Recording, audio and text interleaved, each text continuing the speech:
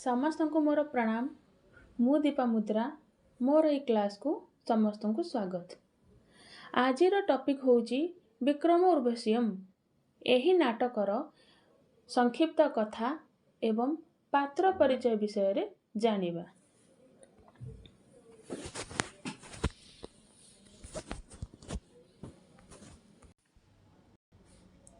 विक्रम उर्वशीयम नाटक यह कालिदास की द्वितीय नाटक है। यह विक्रम उर्वशीयम नाटकटी कालिदासंकर द्वितीय नाटक अटे। कारण कालिदास तीनोटी नाटक रचना करचंती। प्रथम नाटक होची मालविकाग्नि मित्रम, द्वितीय नाटक होची विक्रम उर्वशीयम एवं तृतीय बा अंतिम नाटक होची अभिज्ञान शाकुंतलम। यह 5 अंकों में त्रोटक नामक उपरूपक है। यही विक्रम उर्वशीयम नाटक रे अंक संख्या होची 5। याकू त्रोटक भी कहा जाए। इसमें राजा पुरुरवा अर्थात विक्रम और उर्वशी नामक अप्सरा की प्रणय कथा वर्णित है। इथे पुरुरवा हेउचंदी किए ना जने राजा आ उर्वशी हेउचंदी कोन ना जने अप्सरा, स्वर्गर अप्सरा। तेणु यही विक्रम उर्वशीयम नाटक रे राजा पुरुरवा एवं अप्सरा उर्वशींकर प्रणय विषय रे वर्णना करा जायछि।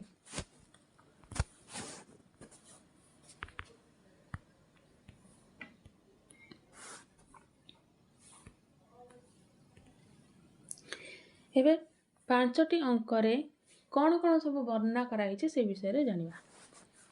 प्रथम अंक प्रथम अंकरे कौन वर्णना कराई? राजा पुरुरवा कैसे राक्षस से संत्रस्त उर्वशी का उद्धार करता है। राजा पुरुरवा केसी नामक राक्षस को परास्त करके उर्वशी को उद्धार करले। प्रथम अंक उर्वशी के सौंदर्य और राजा के पराक्रम के कारण वे दोनों एक दूसरे पर मुग्ध हुए। अर्थात उर्वशींकर सौंदर्य को देखिकी राजा मुग्ध हेले एवं राजांकर पराक्रम को देखिकी उर्वशी मुग्ध हेले। अर्थात दुई जन को ऊपर मुग्ध होइचंती प्रथम अंकरे। तार द्वितीय अंकरे कौन कौन सब वर्णना कराई जानिया। उर्वशी को राजा के प्रेम का पता लगता है। अर्थात उर्वशी को जना पड़ जाउची कि राजा तांको प्रेम करुचंती। उर्वशी का एक प्रेम पत्र विदुषा की त्रुटि से देवी औसीनरी को मिल जाता है और वह राजा को डांटती है। अर्थात जेतबेले उर्वशी जानी गले कि राजा मते प्रेम करुचंती सेही समय उर्वशी कौन करिचंती ना गोटे प्रेम पत्र पठाइचंती। आ विदुषकर त्रुटि जोगु सही प्रेम पत्रटी औसीनरी पाखरे पहुँची जाइछि। औसीनरी किए ना राजांकर पट्ट महिषी बा राजांकर पत्नी प्रथम पत्नी औसीनरी पाखरे एही प्रेम पत्रटी पहुँची जाइछि। कहा त्रुटि जोगु ना विदुषकर त्रुटि जोगु। जेतेबेले औसीनरी से प्रेम पत्रटी को पढ़ी देइचंती से बहुत रागी जाइचंती एवं राजा पुरुरवा को बहुत गाली करचंती। राजा अनुनय करके उसका क्रोध शांत करता है। अर्थात राजा पुरुरवा बहुत औसीनरी को बहुत बुझाई सुझाई तांकर क्रोध को शांत करचंती। द्वितीय अंकरे ए सब घटिछि। तापरे तृतीय अंकरे कौन अछि जानिबा। भरत मुनि द्वारा निर्देशित एक नाटक में उर्वशी पुरुषोत्तम विष्णु के नाम के स्थान पर पुरुरवा का नाम ले लेती है। अर्थात भरत मुनि को द्वारा जो निर्देशित नाटक रे उर्वशी उनकर काम थिला कि से पुरुषोत्तम विष्णुंकर नाम उच्चारण करिए, किंतु से कौन कले ना पुरुरवा पुरुषोत्तम विष्णुंकर नाम स्थान रे से पुरुरवांकर नामटिकु कही देइछन्ति से नाटक रे। इस पर क्रुद्ध होकर भरत मुनि ने शाप दिया कि पुत्र दर्शन तक वह मर्त्यलोक में रहे। जेतेबेले उर्वशी सही जो नाटक रे पुरुषोत्तम विष्णुंक नाम स्थान रे पुरुरवांकर नाम उच्चारण कर देइछन्ति, एथिरे कोन हेइछन्ति ना भरत मुनि क्रोध बहुत रागी जाइछन्ति एवं से रागी जाइके कोन करछन ना अभिशाप दे देइछन्ति कि पुत्र दर्शन हेबा पर्यंत तू मर्त्यलोक रे रहिबु। अर्थात जे पर्यंत तू तोर पुत्र को देखिनु से पर्यंत तू मर्त्यलोक रे रहिबु। जेबे तू तोर पुत्र को देखिदेबु तेबे तोर अभिशाप समाप्त हो जिवो एवं तू मर्त्यलोक रु आ रहिबुनु स्वर्गलोक रे रहिबु। उर्वशी राजा के पास रहती है। उर्वशी राजा के पास रहती है अर्थात उर्वशी कौन कले तेबे तांकु भरत मुनि अभिशाप देइतिले कि तू मर्त्यलोक रे जाई रहिबु, तेनु उर्वशी को मर्त्यलोक रे ही रहिया पड़िबो। सेथि पई उर्वशी कौन कर अभिशाप पाई कौन कले उर्वशी मर्त्य को जाई राजा पुरुरवांक पाखरे रहिबा को लागिले। तापरे चतुर्थ अंक रे कौन वर्णना अछि ताहा जानिबा। अंक चतुर्थ। राजा एक विद्याधर कुमारी को देखकर मुग्ध होते हैं। पुणी कौन हेइछि ना चतुर्थ अंक रे राजा जने विद्याधर कुमारी को देखिचंती एवं तांकु देखि से मुग्ध हो जाइचंती। इस पर क्रुद्ध होकर उर्वशी कार्तिकेय के गंधमादन उपवन में चली जाती है। अर्थात यही जो राजा जो विद्याधर कुमारी ऊपर मुग्ध होइचंती जेतेबेले एई कथाटी को उर्वशी जानिचंती से कौन कले ना बहुत रागी जाइचंती एवं से कार्तिकेयंकर से जो गंधमादन उपवन रे प्रवेश कर देइचंती। कार्तिकेय का नियम था कि जो स्त्री इस उपवन में आएगी वह लता हो जाएगी। से जो कार्तिकेयंकर नियम कौन थिला, जो स्त्री ए जो गंधमादन उपवन रे प्रवेश करिवो से लता ही जीवो। उर्वशी भी लता के रूप में परिवर्तित हो जाती है। जेहेतु उर्वशी से गंधमादन उपवन रे प्रवेश कर देइचंती तनु से भी लता हो गले, नियम अनुसार लता रूप रे परिवर्तित हो गले। राजा अत्यंत शोक करता है। जेतेबेले राजा को एक कथा जना पड़ुची कि से लता हो जाइचंती तो बहुत दुखित होइचंती। आकाशवाणी होती है कि संगमनीय मणि को लेकर लता रूपी उर्वशी का आलिंगन करने पर वह अपने पूर्व रूप को प्राप्त हो जाएगी। सही समय जेतेबेले राजा बहुत दुखित हो जाउचंती सही समय आकाशवाणी होइची कि जदि संगमनीय मणि को नेकी लता रूपी उर्वशी को आलिंगन करिवो तेबे से तार पूर्व अवस्था को फेरी आसिबो। ऐसा करके राजा लता को पुनः उर्वशी के रूप में परिवर्तित कर लेता है। जेतेबेले आकाशवाणी शुणिचंती राजा कि हाँ संगमनीय मणि नेकी गले जदि मुझे लता को आलिंगन करबी तेबे से पुणी उर्वशी परिवर्तित हो जिवे। सेथिपई राजा जाएंगे से जो संगमनीय मणि आनिकी सही लता रूपी उर्वशी को आलिंगन करिकी पुनः तांको पूर्व अवस्था को नहीं आसिले। ए सबु चतुर्थ अंकर वर्णना अछि। तापरे पंचम अंकरे कौन कौन वर्णना अछि ताहा जानिबा। एक गिद्ध उस मणि को चुरा लेता है। कौ मणि?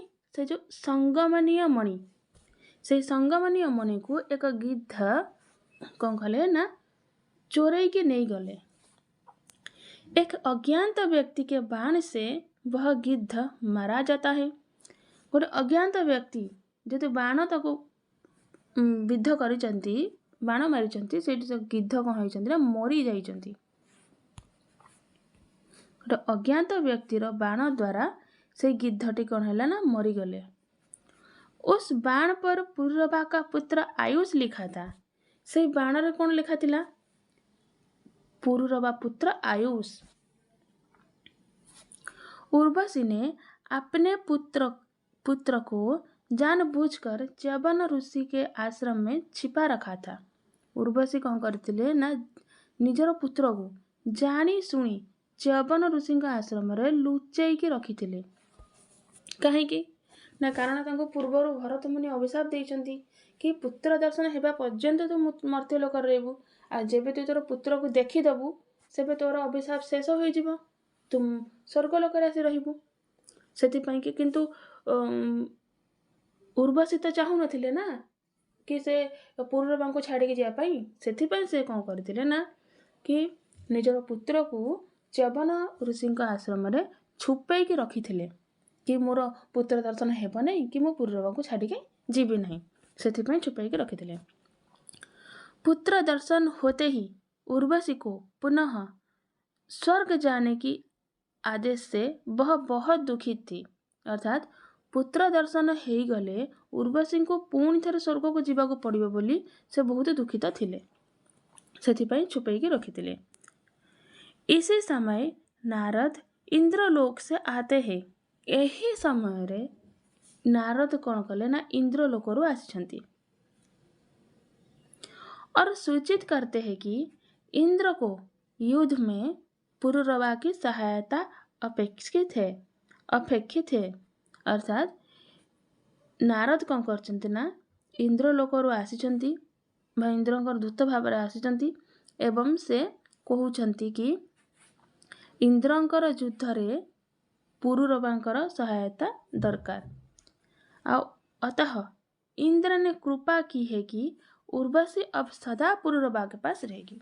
पुणी नारद कौन कहउछंती ना इंद्र कृपा करिछंती कि उर्वशी सदा सर्वदा पुररबांक पाखरे रहिबो। अर्थात नारद इंद्रलोक रु आसिके कहउछंती कि इंद्रंकर जो युद्ध हेबाकु अछि सेथिरे पुररबांकर सहायता दरकार एवं इंद्र एई कथा भी कहिछंती कि एबे उर्वशी सदा सर्वदा पुररबांक पाखरे रहिबो। अर्थात जदि आमे कहा पाखरु कोनोसी कार्य करैबाकु चाहुचंती कि आमे चाहुचंती से हमको सहाय्य करू बोली, जदि तार कोनोसी मन पसंदर जिनिस को जदि आमे ताको देई देबा ताहले से मन लगे कि हमर कार्य को करिवो। तो सेथिपाई कि इंद्र कौन करचंती कि इंद्र जानिचंती कि पुररबा उर्वशी को चाहुचंती, जदि मु उर्वशी पुररबांक पाखरे रहू बोली एही समाचारटी तांको जणाई देबी ताहले पुररबा एथिरे प्रसन्न हो जिवे एवं से मते युद्ध रे सहाय्य करिवे भल भाबरे। तो सेथिपाई नारदंकु से एही वार्ताटी कही पठाइचंती। एही परि भाबरे विक्रम उर्वशी नाटकर 5टा अंकर संक्षिप्त कथा को जानिले। समीक्षा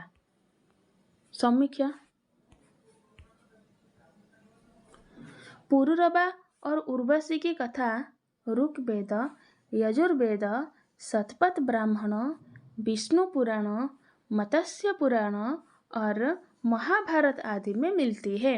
अर्थात जो पुररबा उर्वशी कथाटा केउठी देखा मिले ना ऋग्वेद रे, यजुर्वेद रे, शतपथ ब्राह्मण, विष्णु पुराण, मत्स्य पुराण, महाभारत ये सबूरे मिले पुररबा उर्वशी कथा।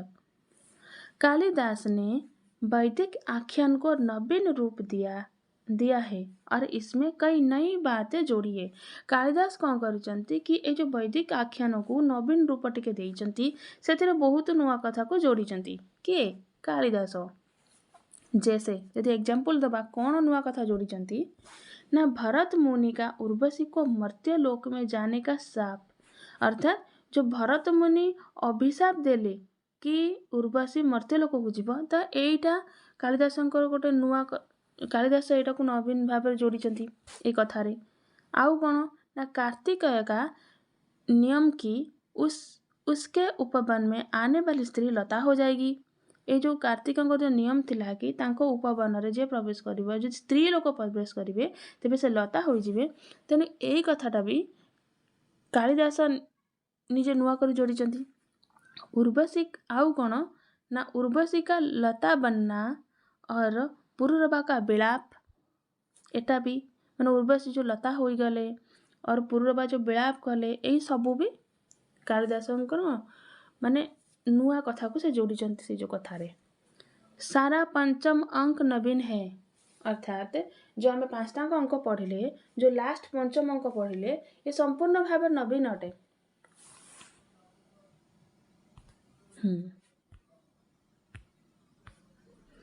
वर्तमान विक्रम उर्वशी नाटकर पात्र परिचय विषय जानिबा।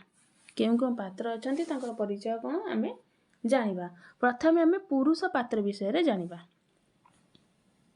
सूत्रधार नाटक का प्रधान नट और नाट्य वस्तु का प्रस्तोता, अर्थात नाटक प्रधान नट किए सूत्रधर जे कि नाट्य वस्तु का प्रस्तोता अटे। ओके पारिपार्श्विक सूत्रधार का सहायक नट, सूत्रधारंकर सहायक नट के पारिपार्श्विक। पुरुरवा नाटक का नायक प्रतिष्ठान पुराधीश चंद्रवंशी नरेश, अर्थात पुरुरवा कौन थिले से चंद्रवंशी नरेश थिले, चंद्रवंशी थिले, से प्रतिष्ठान पुरर राजा थिले, से नाटकर नायक थिले के पुरुरवा। सुत से कहते राजांकर सारथी थिले, राजांकर सारथी थिले सुत। चित्ररथ कौन थिले ना गंधर्वराज, गंधर्वराज थिले चित्ररथ।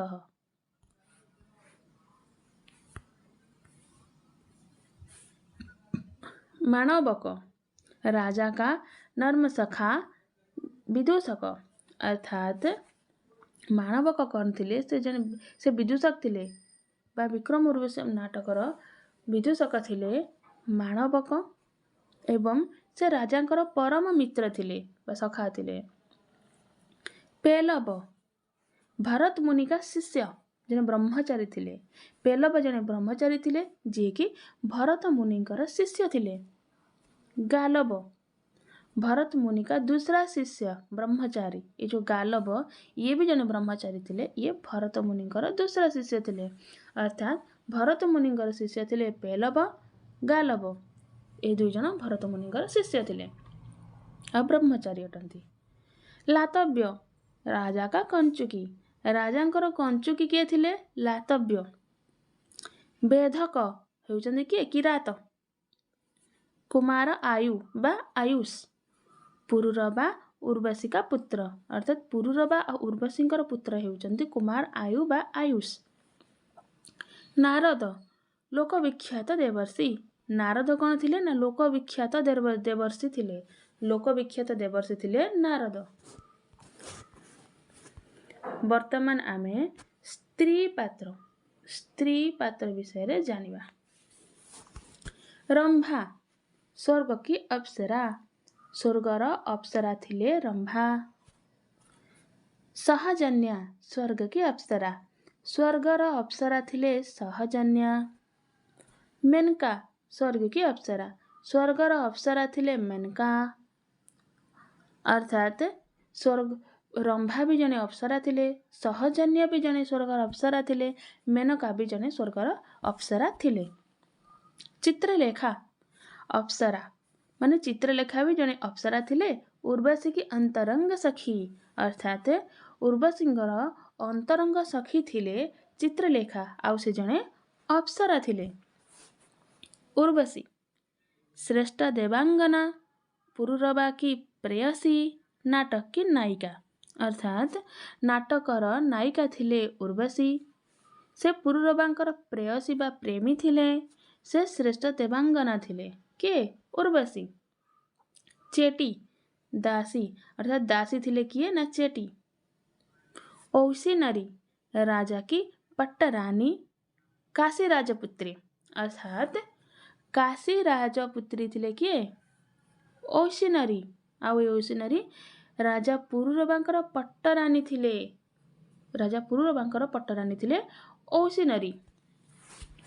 निपुणिका महारानी के दासी अर्थात औसी नरी महाराणी औसी नरींकर दासी थिले किए निपुणिका। राजा की परिचारिका राजा पुरुरबांकर परिचारिका थिले यवनी। यवनी कौन किए थिले ना राजा पुरुरबांकर परिचारिका थिले। तापसी सत्यवती कुमार आयु का तापसी अर्थात सत्यवती कौन थिले ना जने तापसी थिले आ से कुमार आयु बा आयुष्कर तापसी थिले अर्थात कुमार आयु जो च्यवन ऋषि आश्रम थिले से समय तांकर जो लाहन पालन तांक कथा बुझिबा ए सब सत्यवती ही करुतिले। एहीपरि भावरे आमे विक्रम उर्वश्यम नाटकर पात्र परिचय विषय जानिले। तापरे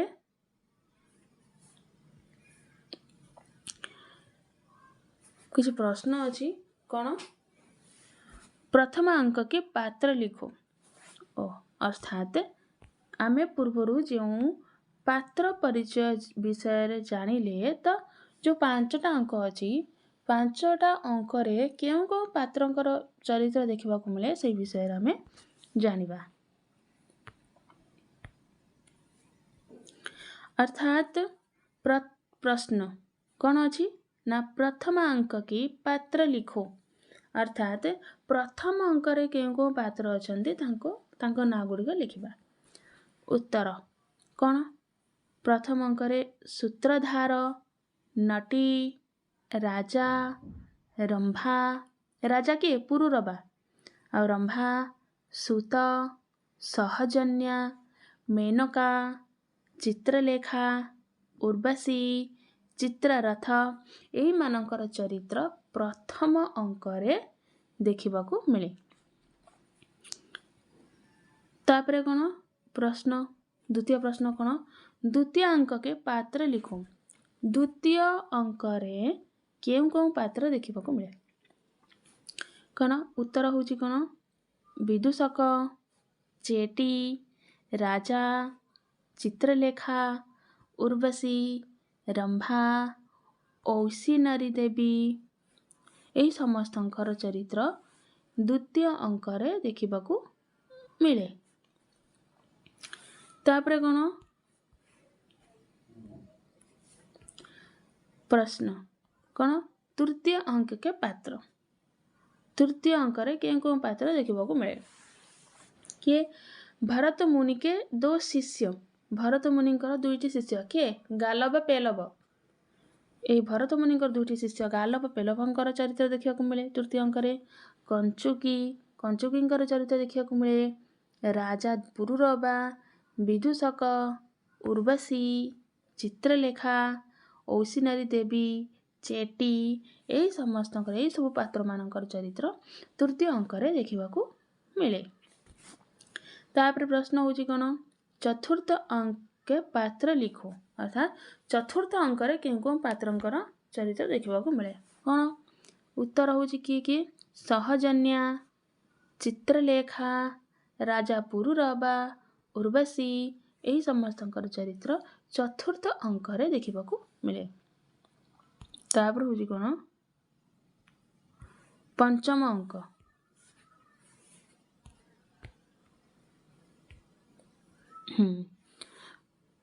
प्रश्न होची कोन ना पंचम अंक के पात्र लिखो पंचम अंक रे केउ को पात्र देखिबा को मिले किए ना विदूषक राजा पुरुरबा रेचक सूत उर्वशी कंचुकी तापसी कुमार आउच नारद रंभा आउ 2 बैतालिक एही समस्तंकर चरित्र पंचम अंक रे देखिबा को मिले। एही परे भावरे आमे विक्रम उर्वश्यम नाटकर संक्षिप्त कथा को जानिले तार पात्र परिचय को जानिले एवं 5टा अंक रे केउ को पात्रंकर चरित्र अछि से विषय रे डिटेल्स भावरे आमे जानिले। नमो नमः। जदि एही क्लासटी आपनମାନଙ୍କୁ ଭଲ ଲାଗିଥାଏ ତାହେଲେ ଲାଇକ୍ ସବସ୍କ୍ରାଇବ୍ କମେଣ୍ଟ ନିଶ୍ଚିତ ଭାବରେ କରିବେ। ନମୋ ନମଃ।